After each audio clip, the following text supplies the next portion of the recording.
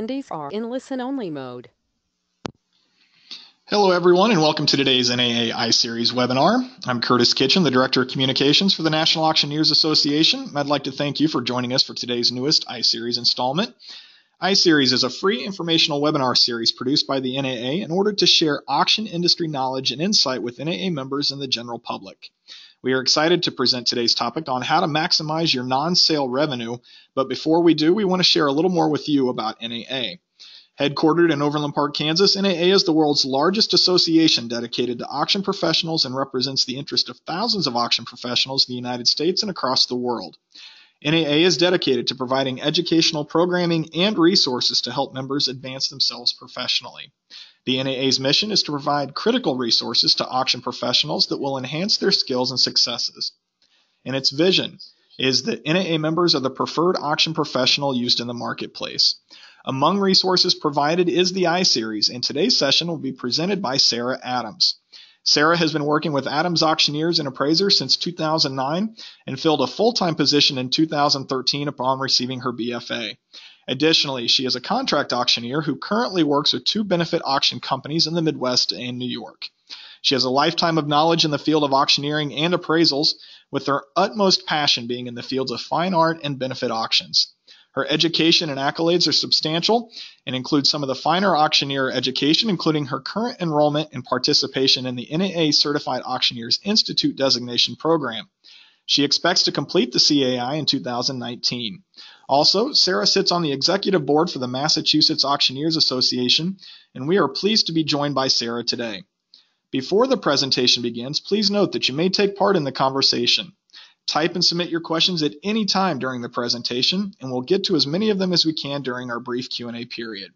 After that, we will also ask that you to please take part in a very short 3-question poll as well. With that, Sara, thank you for joining us today. The floor is yours. Hello, everyone. Thank you so much for the introduction. So let's just get right to it. Today in this segment, we're going to be talking about increasing your non-sale revenue. So there are a couple more obvious ideas that you can follow through with, like becoming an appraiser, which I will talk about first, but other ideas are dealing with your buyers and sellers. So using the services that you could potentially give them as other revenue streams. And these might be things that you're already doing but not monetizing. Remember that your work, your knowledge of resources, and your brokering of deals for your buyers and sellers is valuable to other people. In terms of becoming an appraiser, so I took my GPPA in 2012, and it has helped me not only increase my revenue, but it has gained me valuable clients and auction partners who I would not be connected to otherwise. If you do not have your GPPA, I highly recommend that you take the classes. They are being held this year, coming up soon, Designation Academy. Curtis is going to give some more information about that afterwards. They are being held in Las Vegas in December, and he'll give you that at the end of the presentation. If you are apprehensive about becoming an appraiser because you are afraid that you won't find work, you are not alone, and I was afraid of some of the same things. So as long as you start off as an appraiser by focusing on appraising items that are specific to the field in which you are an expert, you will be able to build your clientele. So I happen, even though our introduction was talking about my love for art, I actually specialize in food service equipment. So when we started offering appraisal services for this type of asset, we were linked to many buyers who would later become clients. So if you are starting out and focus your specialized field, you'll be confident that you'll be able to deliver a great product. So diversity will come in time, and when it does, call upon your resources within the NAA with your friends. Once you learn about different types of assets, you will slowly become an expert in those fields as well. So for ways to specifically get clients and work in the realm of appraisal, so here are some ideas. Use your bidding website and auction website to advertise your appraisal business. Many of the time, our buyers and sellers overlap, and they can be the same people. So with my primary business being food service equipment liquidation, I end up with the same people buying and selling as they change the layout of their floor plan, as they go out of business, et cetera, because the food service industry has such an enormous turnaround in my operating states. my company operates in Connecticut, Massachusetts, Rhode Island, New York. So the same people who were buying yesterday might need an appraisal to sell their business tomorrow to a willing buyer. And actually, I do those quite a bit when I'm not working with banks. And banks. So they are fantastic and I love them. Join your Chamber of Commerce to meet up with bankers and loan officers. Make yourself visible and available to them. So I started doing work with banks after I made the connections at a after hours, cocktail hour, business after dark, whatever your chamber calls it. And that was with my regional Chamber of Commerce. So hand out your business cards, kiss babies, get friendly. Don't forget to support bank local events as well. And I think those are kind of ignored. By that I mean grand reopenings after renovation. They have sometimes vendor, little mixers after hours. They will appreciate you taking the time to join them. And especially because those sort of events are not well attended around my parts anyway, you will have your captive audience of the exact people that you want to be talking to. Oh, whoops, and I skipped ahead there. 1 second. So there are a couple reasons that we like working with banks. And the first being is that they deal with businesses looking to take out loans constantly. So a bank needs an appraisal to estimate appropriate levels of loan collateral, which makes them relatively consistent clients. So they're not afraid to pay my fees. And because they understand the value of the work that I do, they don't question or complain about my prices. And they also understand the appraisal process. So their expectations are realistic for me in terms of time frame and things like that. So referring back to the idea that you should work with the items that are in your specialized field. When you start working with banks, sometimes they're going to throw you a curveball with items that you've never worked with before. Take the assignment. That way you can be their go-to. But just remember that you have a huge resource of appraisers and auctioneers in your NAA family who might end up being professionals in that field. So utilize that part of your membership. Again, start out by showing what you are good at and what you typically do. No, sorry about that. Moving ahead a little bit. So we've got creative revenue generators. So other than appraisals, there are many non-sale income generators that we use here with our company. So we might identify a few that we already do and that we aren't getting compensated for. And I'm just going to use one of my friends as an example. So he's a CAI brother of mine. We have similar business models. We are not even remotely in the same market. Our woes and process are similar. Find someone that you are friends with. They might not be in your market, so you're non-competitors. To have a discussion about the ways of generating this additional revenue and about the services they provide, because you both might be able to gain some insight and sprout some new ideas together. Whoops. So always value the fact that you can provide side services to your buyer. It makes their lives easier as they're more prepared to remove their items, and it gives them additional peace of mind. So if you can make a little bit of money doing something, why not? Why send your buyers somewhere else to spend their money on things you can provide for them? So for this, offer removal assistance on your payroll. Maybe you add a fee to their invoice depending on what large items need to be removed. So I mean, you could potentially make money rather quickly if you were adding a flat rate. And these are, I'm not going to talk about any numbers, of course, just hypotheticals. If you added a flat rate to each invoice, if you have someone on your payroll helping people move out, if you had 50 buyers and you're charging X amount of dollars, that's gonna get up there quickly. Sorry about that. So I find the vast majority of my buyers are not competent or timely in removing their items from our home-based warehouse or any other on-site location. Both with us or either of our partners. We have auction divisions in New York and in Massachusetts. So this goes for online and live alike. As an example, I know when I have a removal, I always say, I'm not going to help this time unless it requires me to operate heavy machinery. And every time, and this is something one of my CAI friends have talked about, every time I end up helping because there's some buyer, might be a little boneheaded that can't figure out how to lift, one of the pieces that I sold, and they put a hole in my wall. So if you provide those removal services, you've already taken care of that issue and that headache that you are going to end up with, and you've, brought in a little stream of revenue. So the other thing that we do is we offer storage assistance. And now this might be applicable with your building or your business model. I am currently in the process of moving out of one of our warehouses so we can make it into a self-storage space. This will be a storage option for the public as well as available to any bidder that is interested in the space. Of course, this idea may not be conducive to your business practices and methods. So if you're ending up with a large portion of your warehouse being used for storage and new items are unable to fit in your warehouse, this obviously will not work for you. The scenario would be good for someone with excess unused space.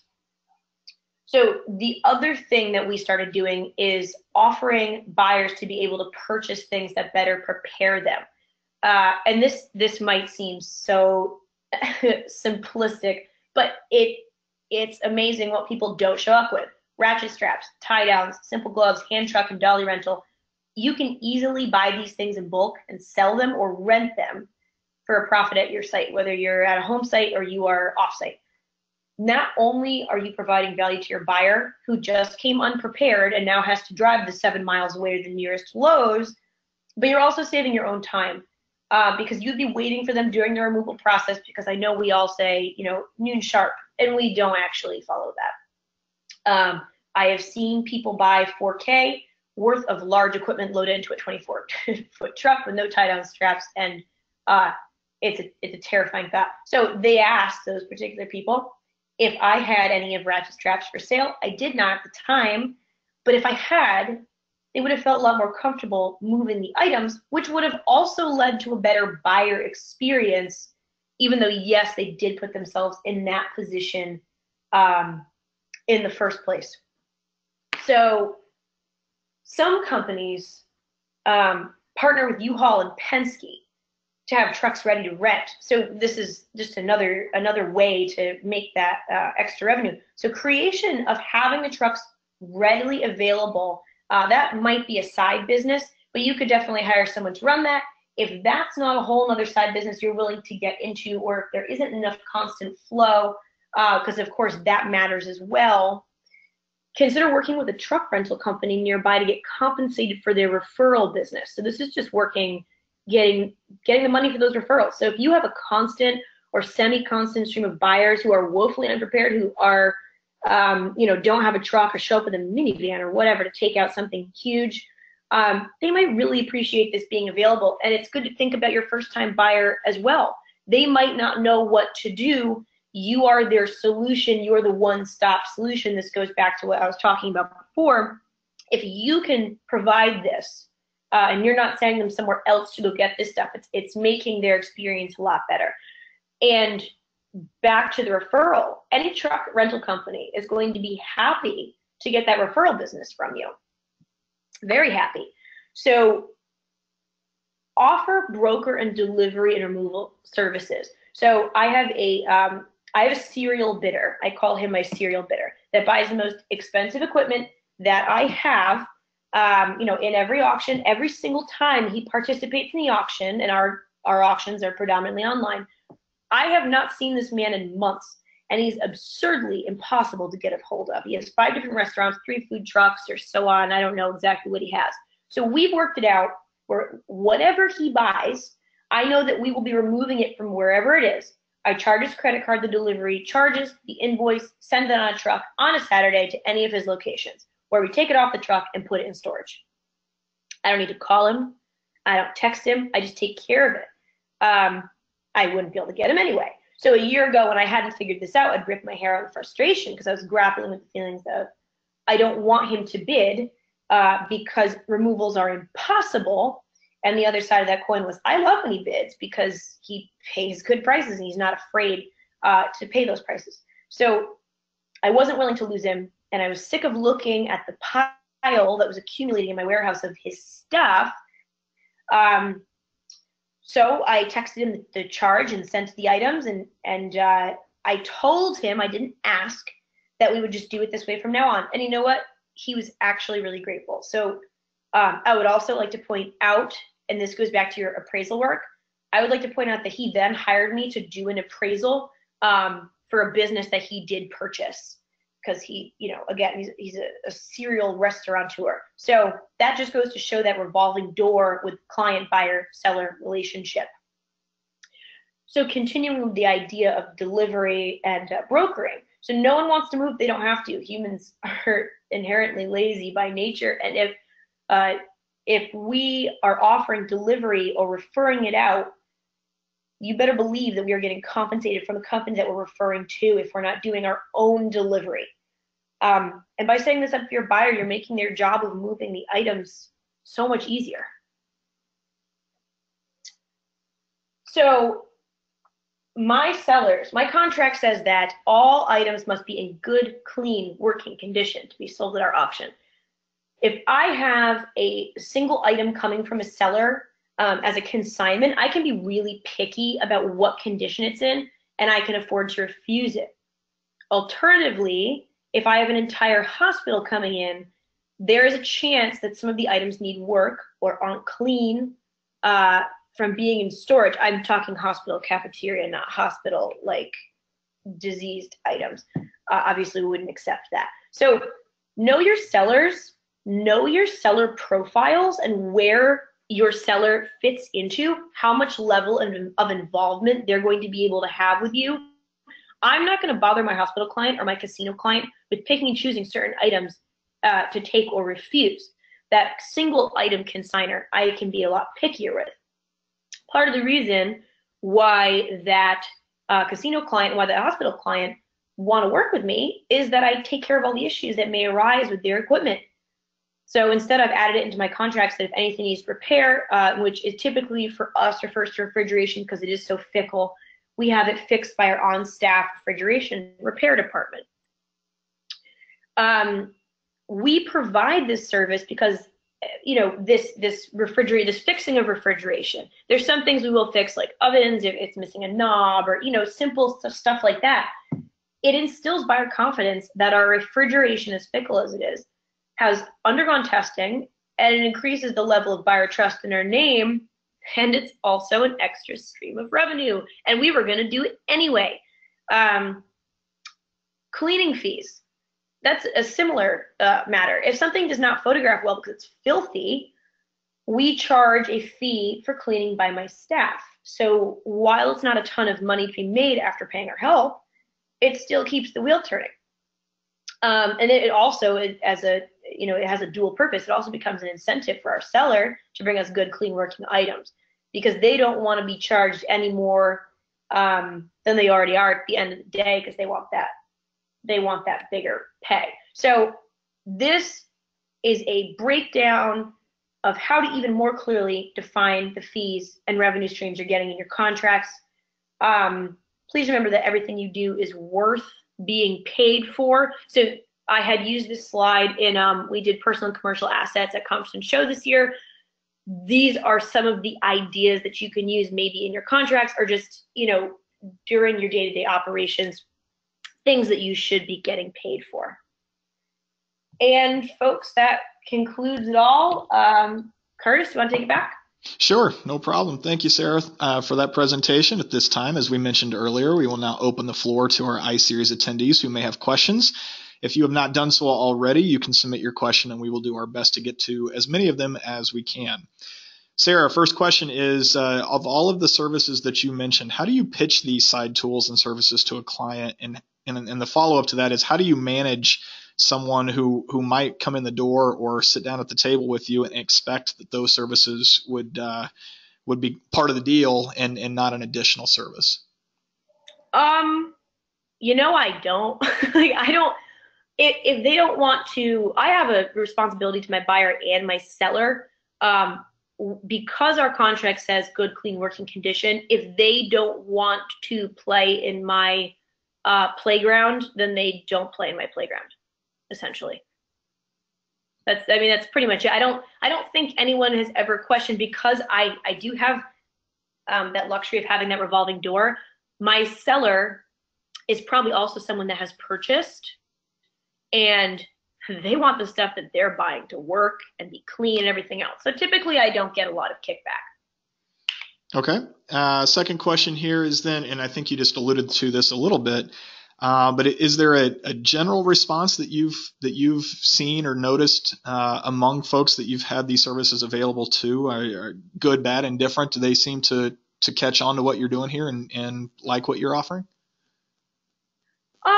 It kind of helps. We just changed our policy recently in terms of getting paid for this stuff that we're already doing, like storing things and cleaning things. And we figured out how much time we were wasting and how much money we could actually potentially be making doing this stuff.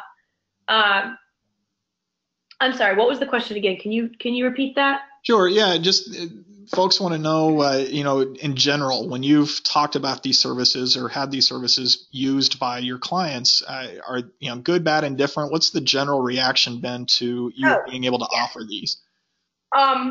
General reaction is good. I'm doing them a favor, especially like with that simple, ridiculous thing of having like ratchet straps and dollies and hand straps. I mean, you would assume, and I think we assume this. Excuse me, my throat is killing me.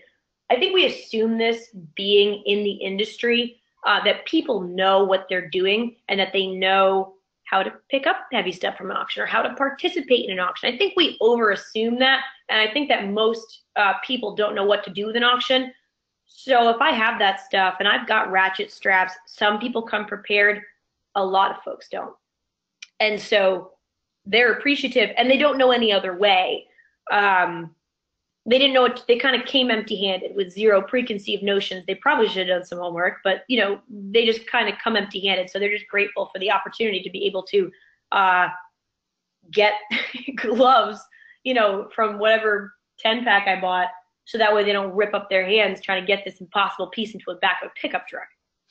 That's an interesting point too, and you mentioned it, I think, during your presentation about user experience. How much of that now enters into your conversation internally with your staff and on your business side about trying to develop that experience for your folks?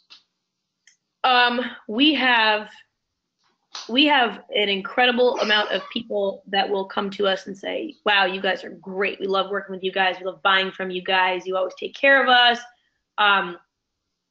We bend over backwards for our bidders, and like I assume most auctioneers do, because I know that they do. We bend over backwards for both of them. Because we are a family firm, and we have restaurants. We know what it's like on the other side of that fence. Folks are real appreciative. Great. And then the final question here, in the time that we have, and if we weren't able to get to your question today, no problem. We'll get those questions gathered, and we'll try to get an answer for you here after iSeries is done here today. Final question is: do you see any of the services that maybe surprised you that people use more often than you would have considered or planned for, that now play a sizable role in your company's budget? The services that we're providing, I mean, that's a hard one. I would say they're all pretty equal. We do a lot of refrigeration repair. Does that answer your question? I mean, that service that we're providing, that repair service, because when I write tested on a piece, and it goes into all of our buyer contracts, I write tested on things, which I know can be a risk. That's instilling confidence. That's getting back our buyers. Of course, there's other legal implications that go with that if you are going to take that risk. But I trust when we test something that it works. We've had a professional do it. Sure. Yeah, that's a great one.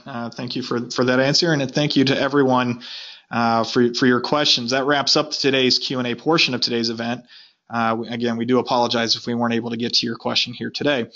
It is now time for attendees to give us your feedback on today's session. We'll now roll a couple of poll questions up on your screen. Please answer those as quickly as they appear. We're going to move through them fairly quickly, so please answer again as swiftly as you're able. First question today: I learned something here today that I plan to use to grow my company's profit centers. Yes, maybe, or no. Again, the question, I learned something today that I will use to grow my company's profit centers. We'll give you just a few seconds here to answer that question.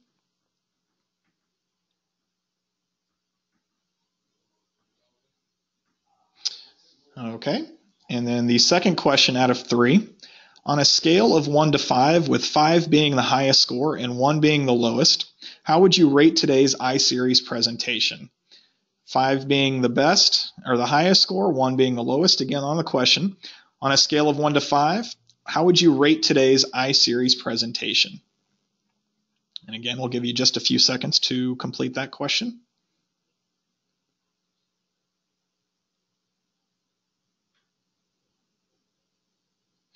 Okay, and the final question in today's poll, and we will talk about this coming up here just very quickly.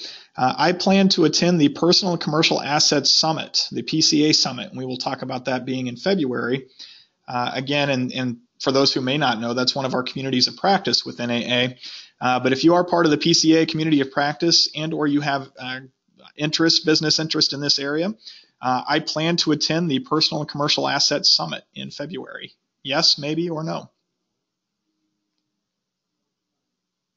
We'll give you just a few more seconds here. Okay, and that'll close today's survey. We do thank you for taking part in those questions. Your feedback is greatly appreciated and needed as we move forward with iSeries. Before we end today's session, we do have some updated information, as I just mentioned, on upcoming NAA events. Before we talk about PCA, however, the NAA Designation Academy is December 10th through the 16th in Las Vegas. This does include GPPA, the USPAP 7 and 15 hour, the Benefit Auctioneer Specialist, the Contract Auctioneer, and many more. So make sure you take a look at everything that's being offered in Vegas this December. Again, December 10th through the 16th in Las Vegas. And you can see the URL there on your slide. Make sure you visit that URL to get pricing, specific schedule information, and the rest. And if you haven't registered yet, now is the time. Also, as we mentioned, it's not too early to start thinking about 2018, as NAA will hold the PCA Community of Practice Summit in February. We'll have more specific information for you coming up on that event here in the near future. As we close today, you will get a replay of today's session through an emailed link by the end of this week. In addition, if you are an NAA member and you've missed any previous iSeries sessions or would like to hear them again, iSeries archives are available at auctioneers.org/NAA-education. Again, one more time, you are able to access those iSeries archives as an NAA member. You can do so at auctioneers.org/NAA-education. You do need to be an active member, and you will need to log on or log in to access those. And finally, your next iSeries webinar will be Wednesday, December 6th at 2 p.m. Central, titled Your Online Auctions Are Terrible. Sounds pretty exciting. We're looking forward to that webinar in December. Again, that's Wednesday, December 6th at 2 p.m. Central. Your online auctions are terrible. Be sure to sign up, as we will dive into best practices for your online auctions. And we will be sending you some more specific information on that one again in the near future as well. Thank you again for taking part in today's NAA iSeries. That will conclude today's webinar. Have a great day, and remember that the NAA iSeries exists because it's about you. Have a great day, everybody.